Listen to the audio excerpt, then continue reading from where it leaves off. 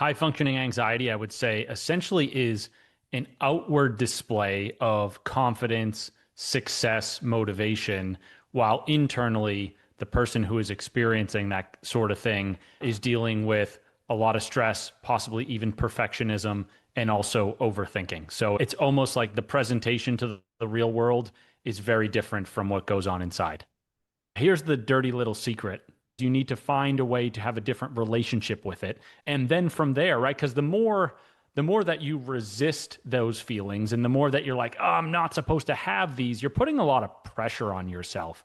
And that pressure creates more fear and more anxiety. Hello, it's your leadership coach, Estelle Read, and host of Optimising Leader Brilliance, the place for calm, confident, and strategic leadership. Stay tuned to the end for a mini coaching and reflective practice. Find out more about my services by heading over to estelleread.com. Coming up today, why high functioning anxiety is so common among high performers and leaders, the hidden cost it has on your work, relationships, and well-being, and then the practical things that actually help you take back control.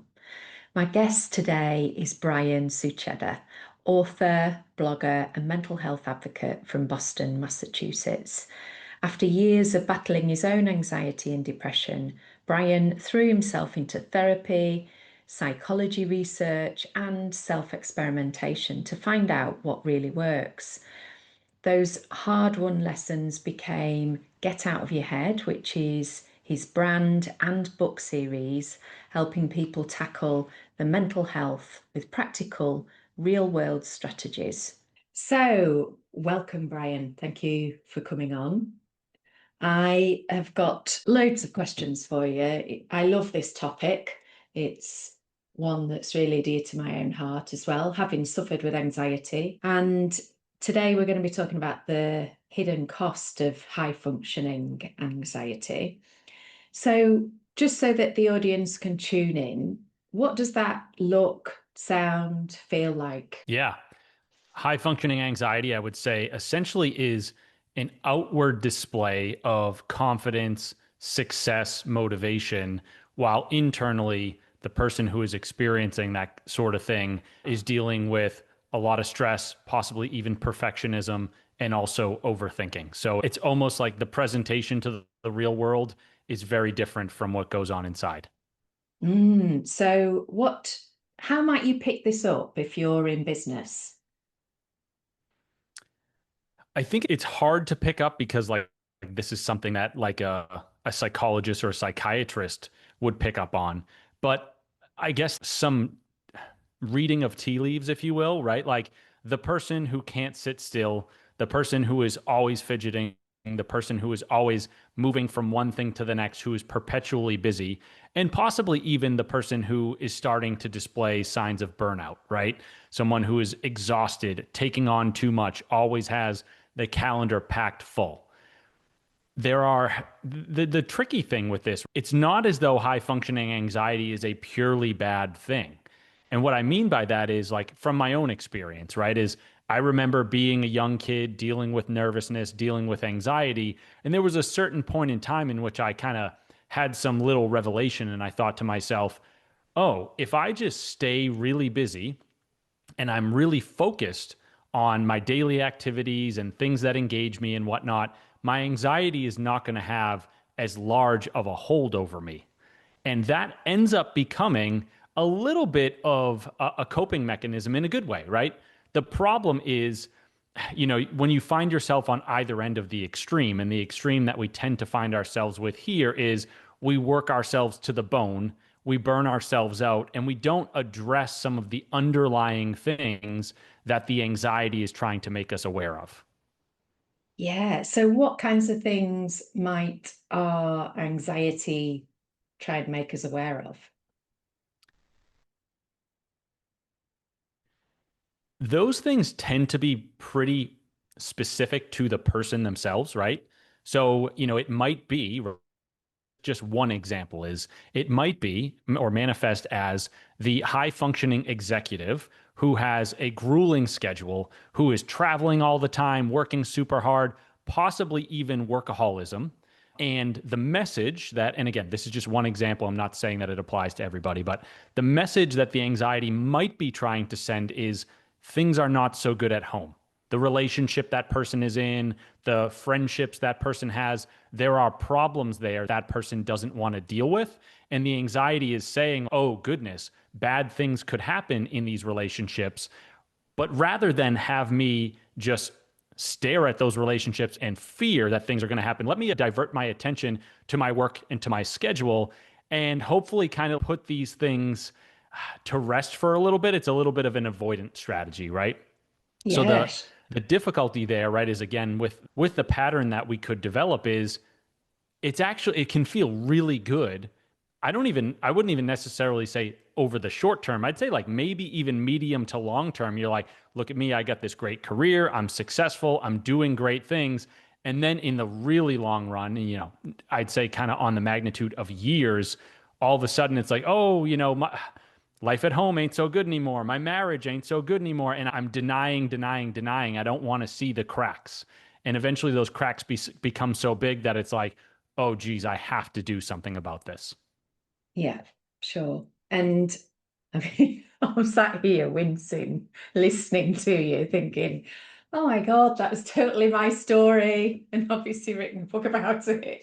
So I can connect with so much with what you're saying, and you speak the truth. So you referred earlier about when you were a kid, and so being busy became your coping mechanism. So, just so that people can tune into who you are, but also I'm always fascinated in how does someone end up being a mental health author, advocate? Where does that come from, and what are the connections with their own past?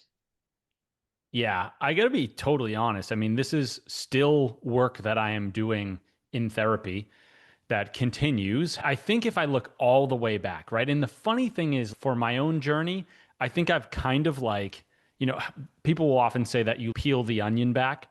And how I would make sense of that is you start with the outer layer and you go inward, in the sense that for me, I'd be like, oh, well, I'm anxious about, some job interview that I have to go on, some date that I'm going on, whatever.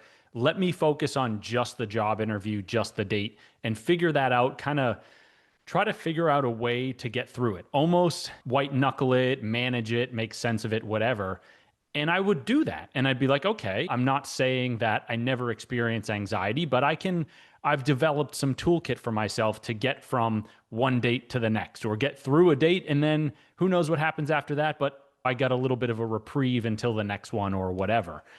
And that helped. But then you start going further and further and further, right? And for me, it was sort of, again, the onion being, okay, I'm focused on this week or next week's date.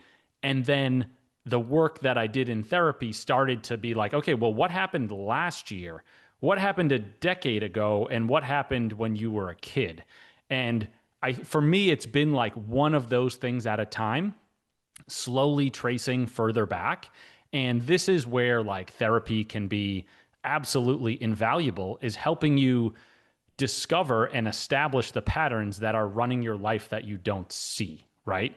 So for me, and not to give my full life story or anything like that, but a lot of the work that I've done recently has been pointed at saying like, okay, if you go from just thinking about how do I get through a date to asking the larger question of, I'm going on a date. Why am I so nervous? What is going on here, right? What are those patterns? I eventually kind of trace back with my therapist to say, like, within my immediate family, we, loving family, we all cared for each other and whatnot, but we never really put the big scary things on the table. And we were never really actually intimate with one another, right? We would be with each other, we would love each other, but we would never really have those hard conversations to say, hey, I'm seeing this in you. Like, what's going on? Let's work through this together. And I think as a kid, I kind of just became a bit of an emotional barometer in the house to be like, I absorb all the emotion, but I don't do anything about it. And I also don't do anything for myself to dispel that emotion. And then I move forward into my life and I'm like, oh, okay, yeah, that would make a lot of sense as to why when I get into a situation where I'm on a date or a job interview, I'm nervous. I feel as though I don't have any outlets. And I also struggle to connect with the person across the table from me because I don't have a model for intimacy. I've never really done that in my life. And my nervous system is screaming because it's like, this is a big, scary thing that you've never confronted before. Yeah.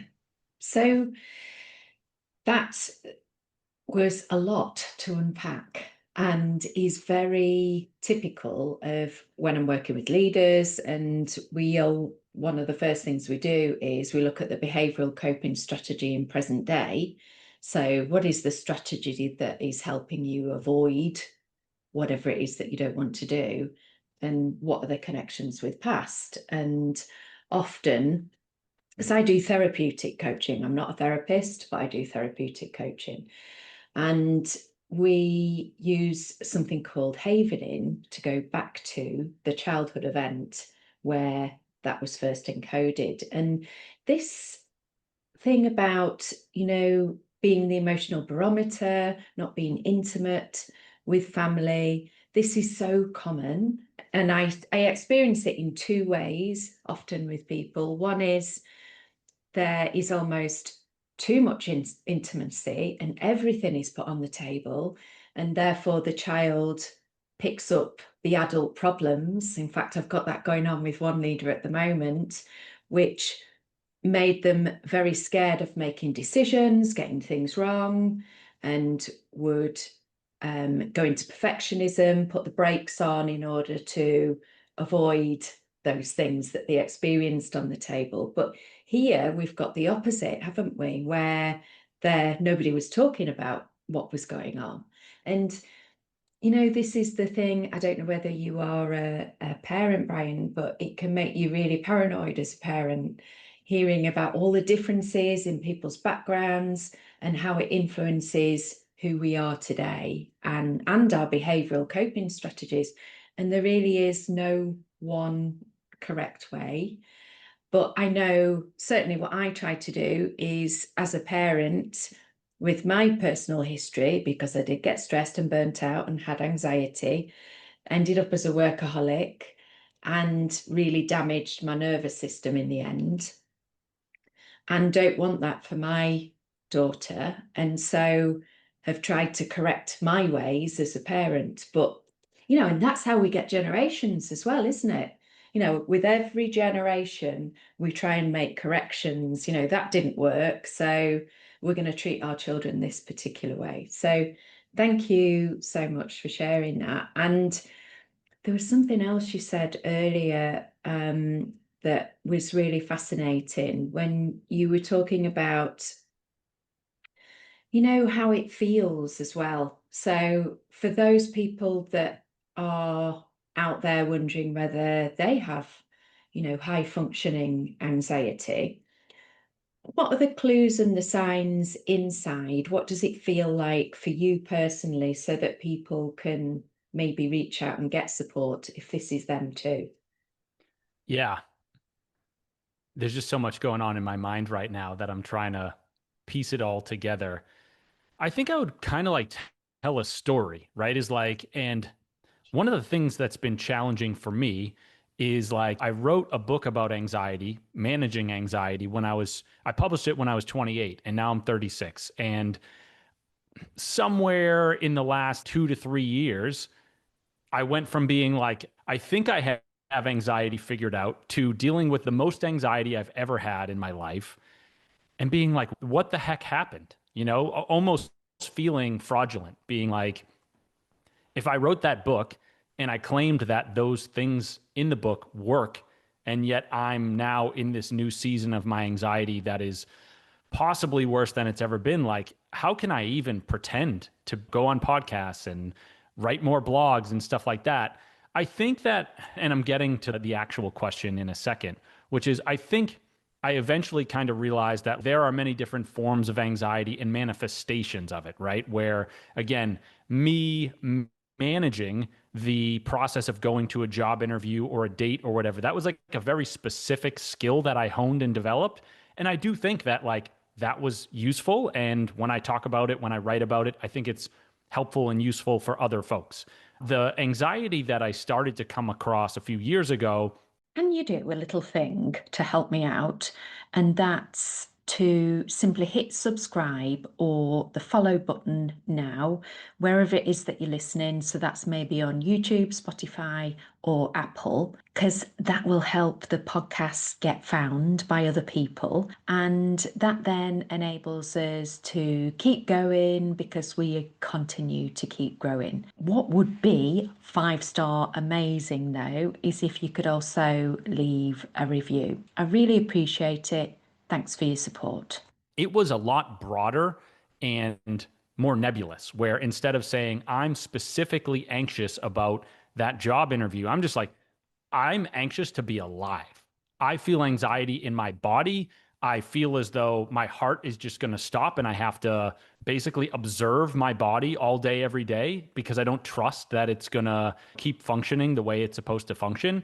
And when you like boil a lot of those things down, especially the broader things and just the persistent fear, right? Sometimes you eventually get to, and I'll use the word loosely because myself, I'm also not a psychiatrist or a medical professional, but you loosely get to the term of diagnosis, right? And what I would say is speaking specifically to something of a diagnosis of obsessive compulsive disorder, right? When you're looking at that term, there's kind of a cycle there, which is some thoughts pop into your mind. They're very distressing. They're hard to let go, hence the obsessive label.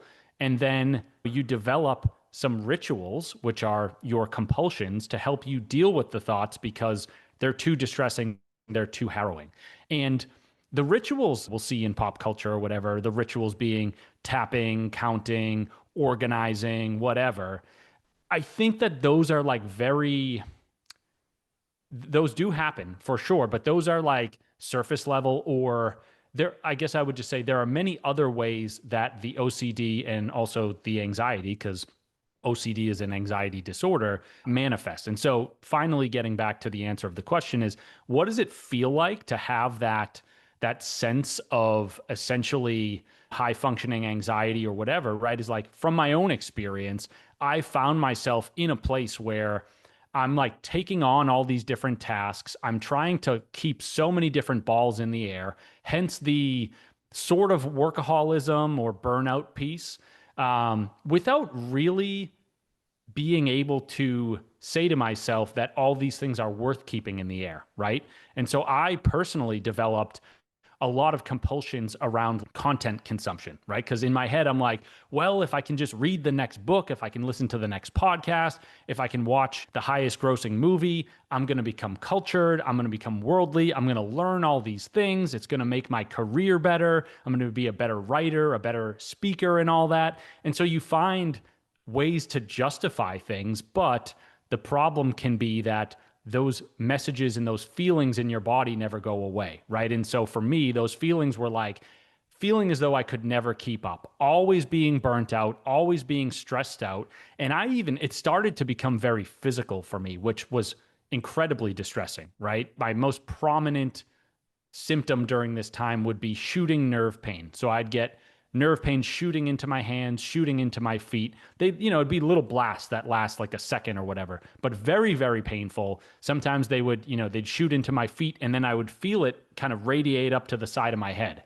And I'm thinking to myself, I'm dying. My body is destructing and I've got some horrible neurodegenerative disease and this is the end. And so I ended up, going on my own journey where I did a bunch of different physical tests. Like I did a full body MRI, a lot of blood work, a genetics panel. I did a mitochondrial test. I did nutritional testing, like all this stuff. Cause I'm like, I have no idea what the heck is going on.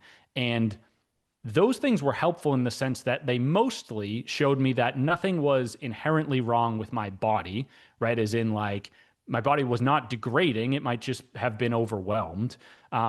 But then from there, right, to be able to check those boxes and say like, I'm not dying, at least not yet.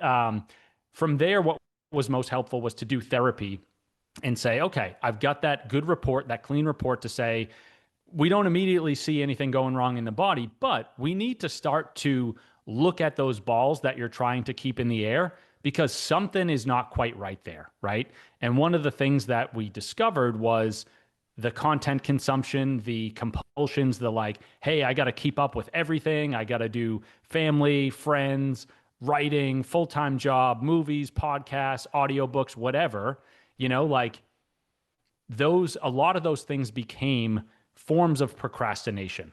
And this is where we kind of harken back to the beginning of the conversation, which is I was so afraid and you don't see this, you don't sit there every day and say, I am so afraid of doing this thing. And that's why I'm watching a movie right now, right? It just slowly creeps in to the point where you're like, I'm watching my 30th movie, in the last 6 weeks.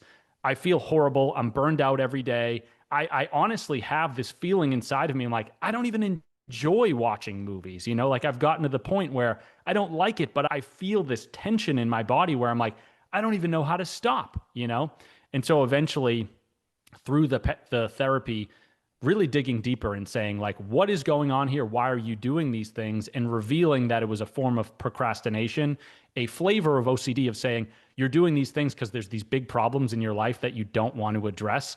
That's where everything clicked. And it was like, oh crap. Yeah. So going back to, you've got to keep up with everything. And that is so true of workaholism. And when I think about the busy leaders listening to this, again, where for you, if you were to track back in your past, where does that come from, having to keep up with everything? When did you learn that as a behavioural coping strategy? So take, for example, for me, one of my triggers to be busy, busy, busy all the time, to always be on top of everything, to keep those plates spinning, was because, and this is a classic in the UK, in our school report, it would say, Estelle must try harder. Estelle is a slow learner. So the behavioural coping strategy to counter that was work really quickly, speak really quickly, always be busy so that I am not all of those things. But once I got rid of those triggers, so I use something called havening, which could be worth looking into. It is magical.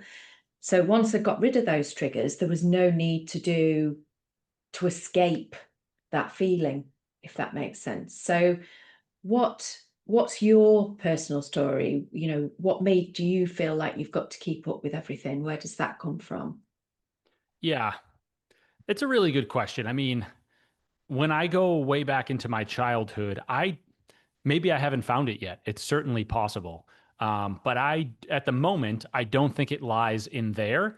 I think and it could be that it's indirectly related, but I don't remember having a moment where it was like, on a report card, it said, you got to keep up with everything. And therefore I changed my behavior. My read today, which subject to change, is that I dealt with anxiety for a very long time.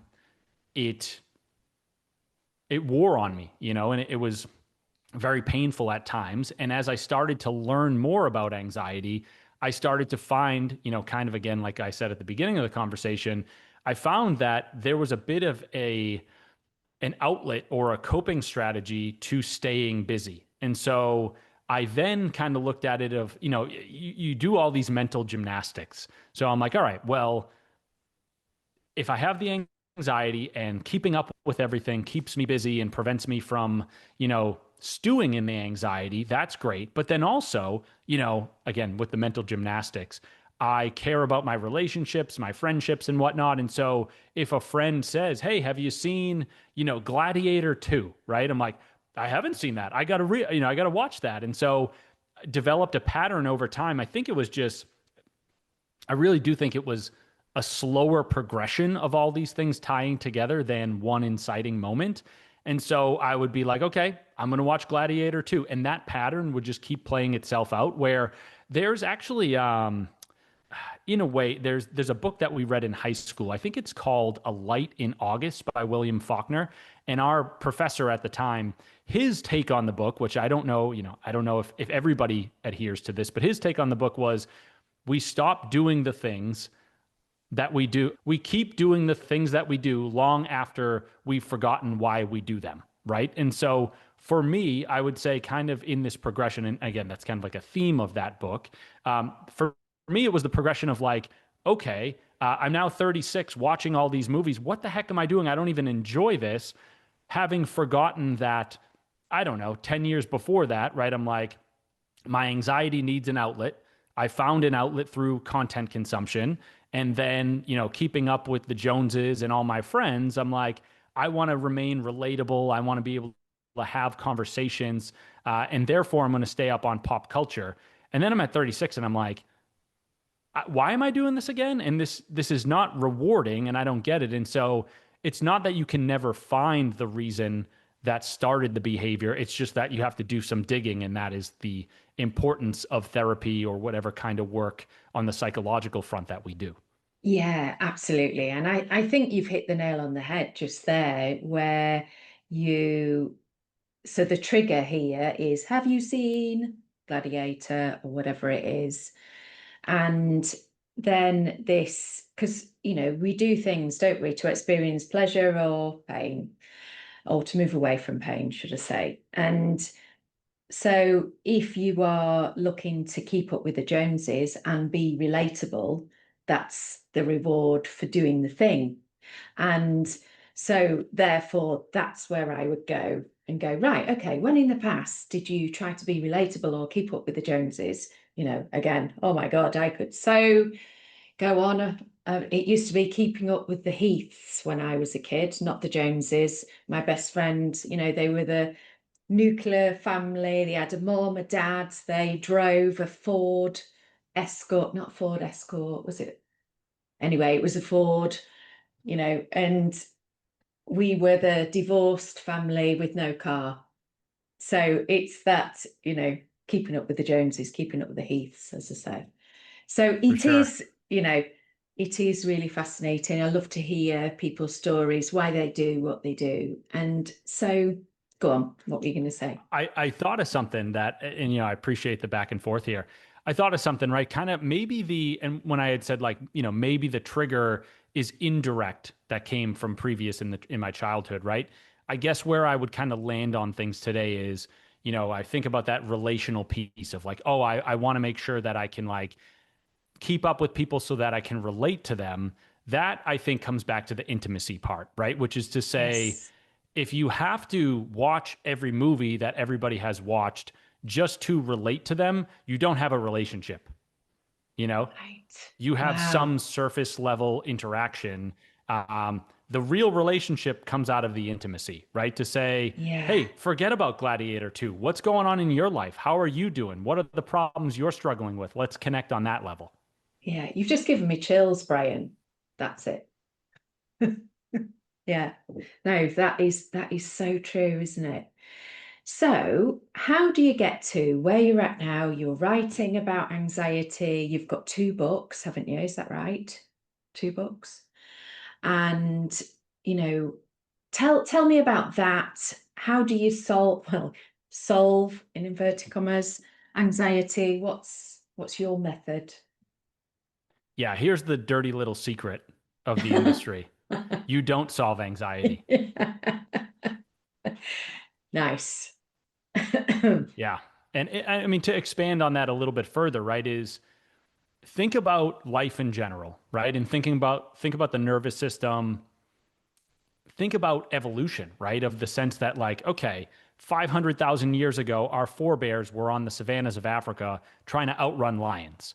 We have the same wiring and hardware inside of us as they did that helped them get away from lions. We don't live in a world filled with lions anymore, but because we have all those mechanisms, our brains are still going to run similar patterns, survival instincts amid scary situations. So I say that to basically insinuate that like nervousness, anxiety, fear, those are very human emotions. They're still Yeah. very common emotions in this day and age. And so to say to yourself, like, I got to get rid of all anxiety, I got to get rid of all fear, like, it's never going to happen. What you need to do, right, is you need to find a way to have a different relationship with it. And some of it comes through the dialogue that I'm saying now, which is basically understanding that it's normal. And then from there, right? Because the more that you resist those feelings and the more that you're like, oh, I'm not supposed to have these, you're putting a lot of pressure on yourself. And that pressure creates more fear and more anxiety. And so it becomes this counterintuitive thing where, I'm not saying to folks like, oh, just don't be afraid. That's not how it goes. It's actually understand what fear is, and over time come to accept it a little bit more, accept the fact that it will just be there. And then once you're not putting as much pressure on yourself to never experience that emotion, you can then do some exploration to be like, okay, well, if I can sit in the fear, if I can just accept it at times, what are some other things that I could do to move that emotion along, right? And in that exploration, you find your coping tactics. And when you put those tactics together, you come up with your own little toolkit. And that allows you to, in that moment, right, you'd be like, okay, what are the three things that I need to do, right? What are my most important tactics? I'm feeling that anxiety right now. What do I do about it? You pull those out, you walk through them, and you hope that you work some of that anxiety, some of that fear back. But yeah, I guess we go in, right? And this is the sad evolution of sort of like somebody on their self-help journey is somebody is struggling really hard with anxiety. They go online and they're like searching and they're like, how do I get rid of all anxiety forever? And then, you kind of find an answer that says, I don't know if it's going to happen. And you get kind of down on yourself. You're like, well, this is garbage. Like, why is there no answer? Right. And again, it goes back to all those things of there's always going to be fear. It's a human emotion. And rather than resisting that, we have to make space for it and then find ways to get through it and understand that that's totally okay. That's just how the process goes. So that's the dirty little secret. And what I would say, right, is what comes along with that, you hope, is a change in attitude, which is to get to the point where you just don't care so much anymore. You're like, I'm going on a flight. I'm going to experience anxiety.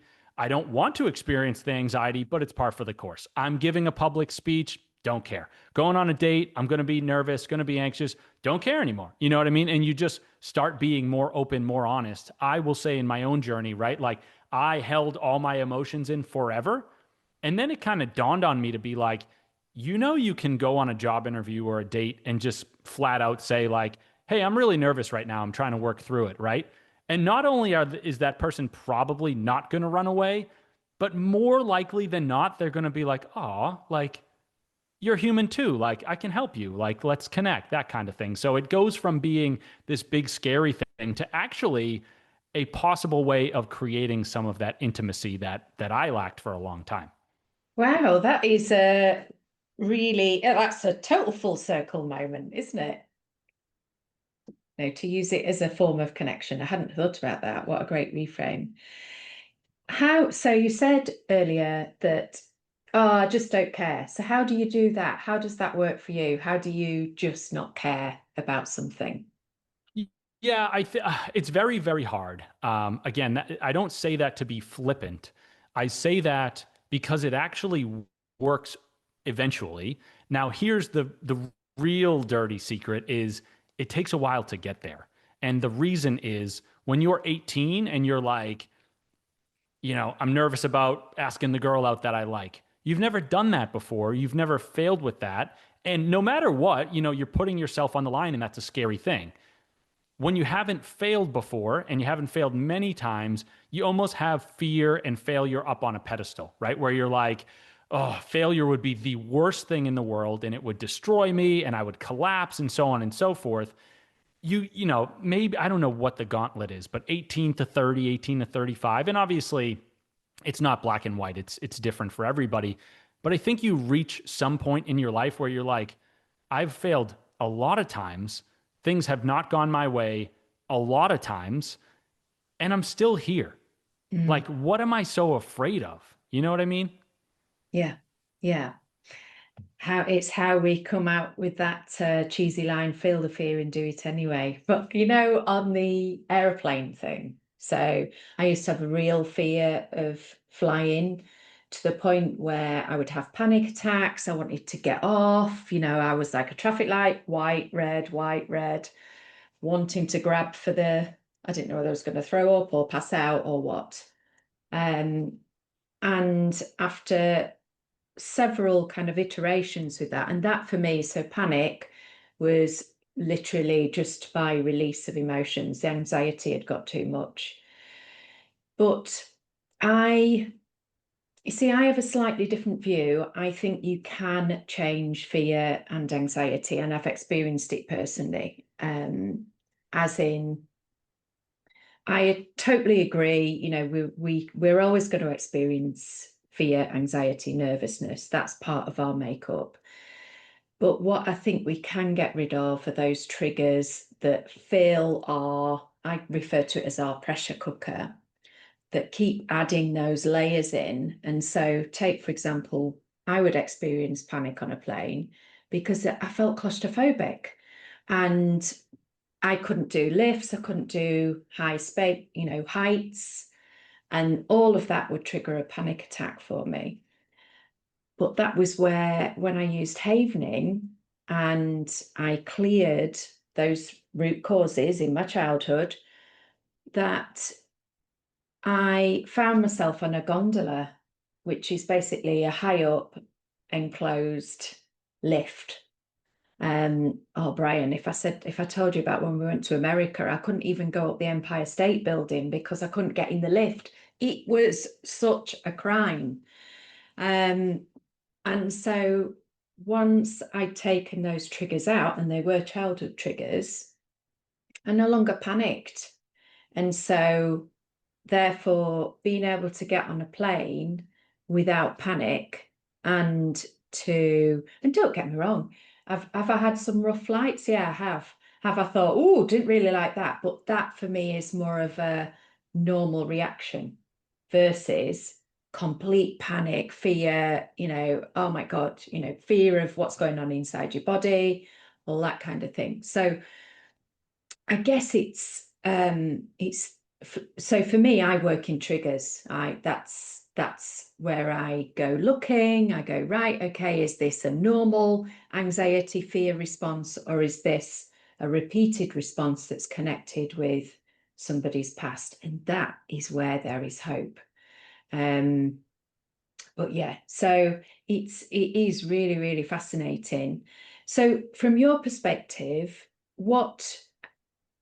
so we've spoken about back in your earlier years, your first round of anxiety, and now we're in a new stage of anxiety. And so what are the tools, techniques? What are the three things, that you always help reduce that anxiety for you? Or what's your go-to things that you use?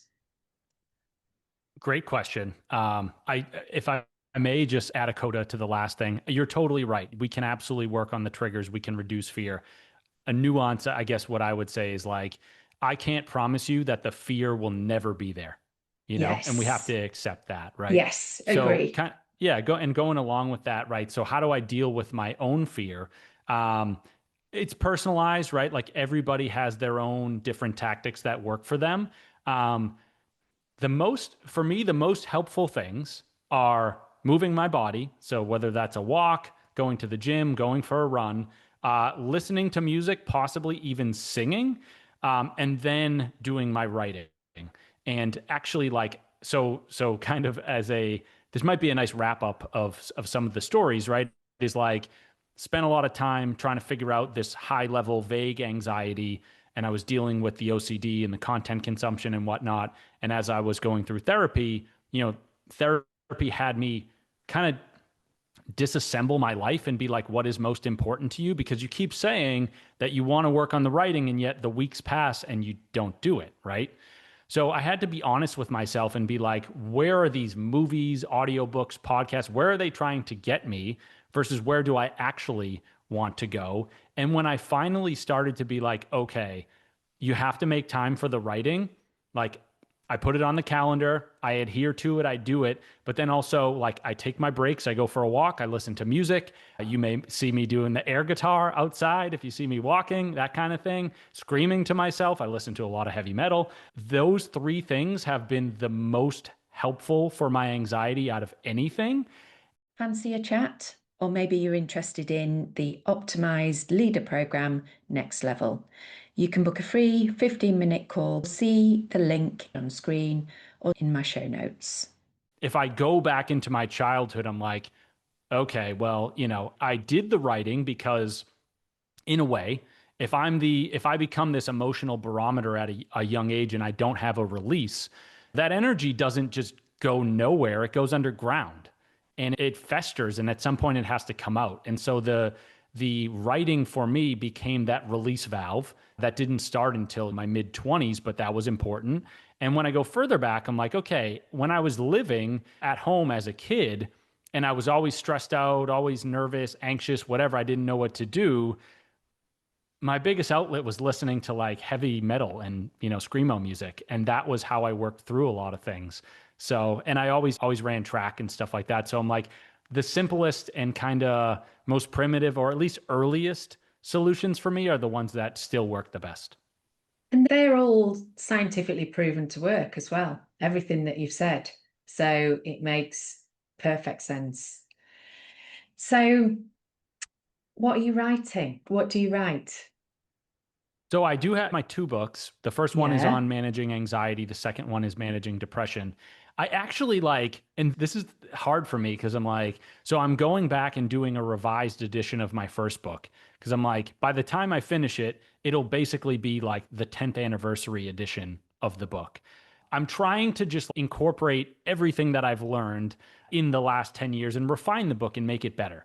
The thing that I struggle with is like, I go on podcasts, I feel like I have my story down and all of that. And yet like it's it's not that I don't believe in the first edition of the first book. It's just like I want it to be stronger and I want it to be out today. And so part of me feels like part of the journey hasn't even begun yet.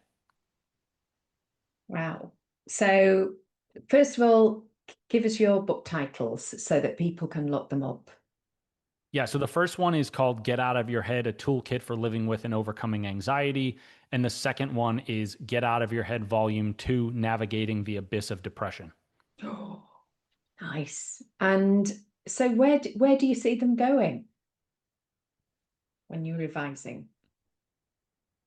So the first, like, like I said, revising the first book, it's largely the same. It's more structural changes, some refinements. I think also when you're like, I wrote the book largely when I was 27. When you're 27, I think you're probably more confident in your approach and you don't have as much nuance in there. At this age, I'm trying to make room for the nuance and be not like less confident, but just open to the fact that like, hey, not this one answer is going to be the be all and end all for everyone. Yeah, it's a really interesting thing, isn't it, having a book published because it's, well, it's intimate for a start because it's your inner thoughts, it's your viewpoint on things, and then it goes out into the world. It's, as my stepson said to me, it'll be in the public library forever. Um, and the fact that, because part of me is thinking, preserve that, just do a third. Because it's who you were at the time. It's representative of who you were. Oh, trust Um, me, I've gone down that road too. oh yeah, Yeah. yeah. Yeah, no, I love writing too, and funnily enough, it's part of my release. Although I feel like I'm doing less. I've written book number 2, scrapped it, but I'm itching to write another. So I get that entirely. So just to bring things to a close, so our guests always leave each other a question, and our last guest, Laura Isles, who's a mental health speaker, she wants to know how you're supporting yourself both personally, but also in business as a leader when it comes to coping with change and uncertainty. And we were having a bit of a chat about AI, the economy, the jobs market, all of that. So what would you say to Laura's question? Yeah, it's a really good question. I'd say the first half of the answer we kind of already touched upon, which is like if I do my relaxation techniques, if I go on my walks, if I do my writing and I listen to my music, that helps me very much in the short term. The long term is harder, right? Because let's be honest, if you lose your job to AI and you can't pay your mortgage, like listening to your favorite song is not really going to help you, you know? So on that front, I guess like, and this is where I do have to be careful, is I still want to stay up with trends and like understand what's going on in the marketplace and possibly even diversify, right? Like I'm a software developer as my full-time job. I do my writing. I also do like some angel investing and that kind of thing.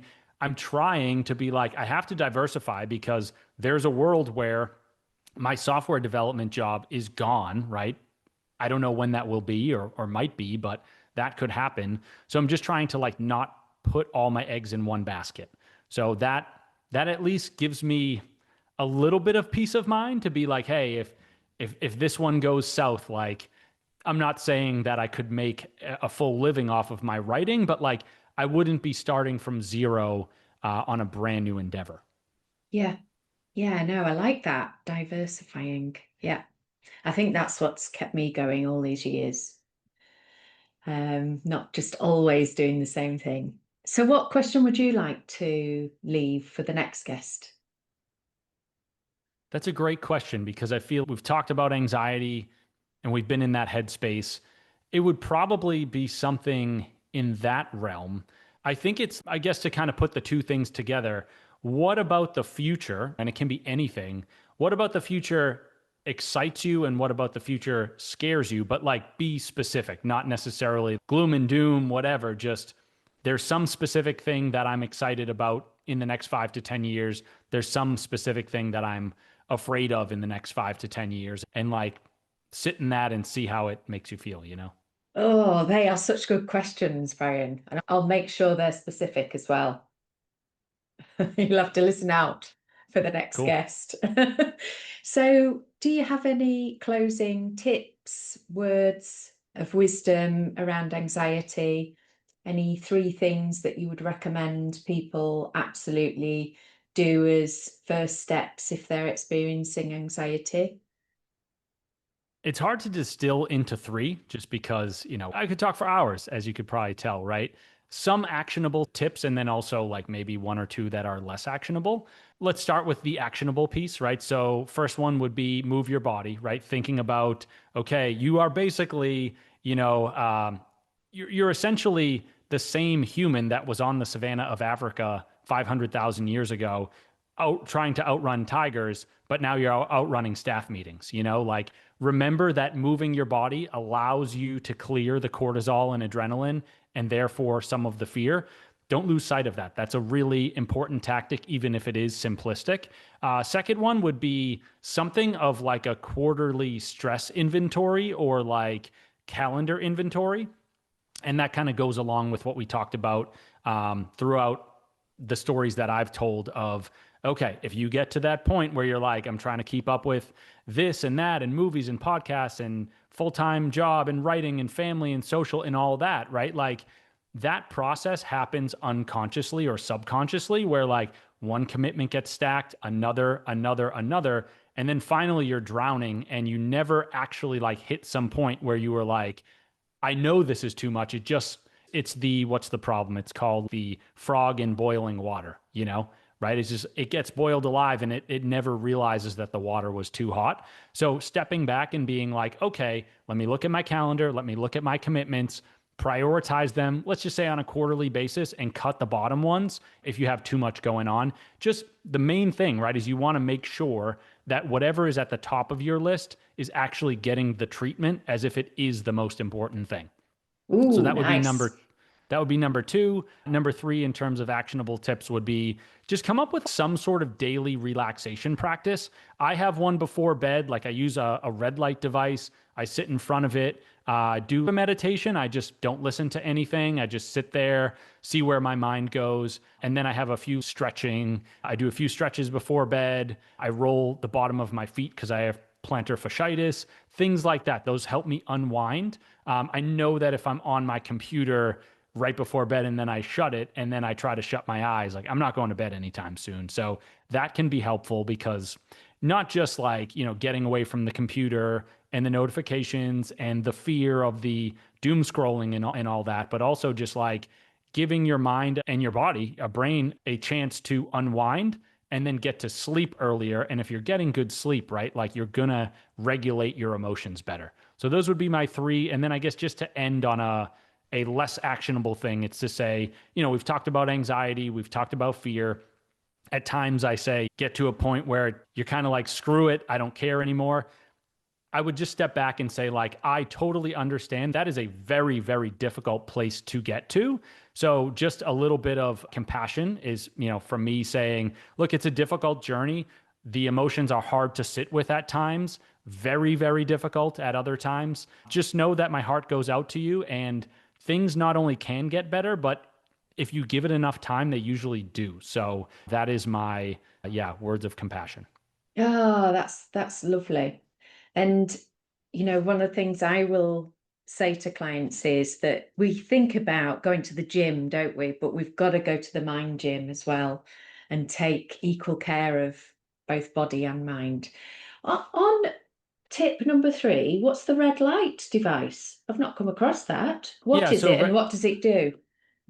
it depends on the size of the light that you get and the company that you use. But the thought is like, if you get both, I think it's red light and infrared light, it's supposed to penetrate your skin and have an impact on your mitochondria, which is like the powerhouse of the cell. So it's supposed to be good for metabolic health.